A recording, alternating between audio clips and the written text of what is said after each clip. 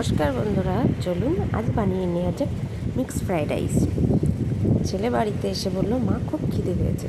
রান্না তো করিনি, ফ্রিজে ভাত ছিল, ক্যাপসিকাম গাজরও ছিল, আবার চিংড়ি মাছও ছিল।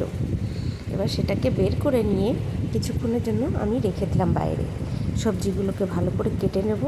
একটা ডিমও ছিল ফ্রিজে, সেটাকেও বের করে ভেজে নিয়েছি। এবার সবজিগুলোকেও ভেজে নেব ভালো করে, তার মধ্যে চিংড়ি মাছটাকে দিয়েও ভেজে নেব।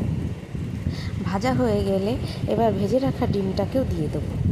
ঠান্ডা যে ভাতটা ছিল ওটাকেও দিয়ে ভালো করে নাড়িয়ে চাড়িয়ে ভেজে নিতে হবে। ভাতটা ভালো করে ভাজা ভাজা হয়ে গেলে তার মধ্যে লবণ, চিনি, একটুখানি ঘি দিয়ে গোলমরিচের গুঁড়ো দিয়ে ভালো করে নাড়িয়ে চাড়িয়ে নামিয়ে নিই। বাচ্চারা তো খেতে চায় না ঠান্ডা ভাত, এইভাবে করে দেবেন, দেখবেন খেয়ে নেবে।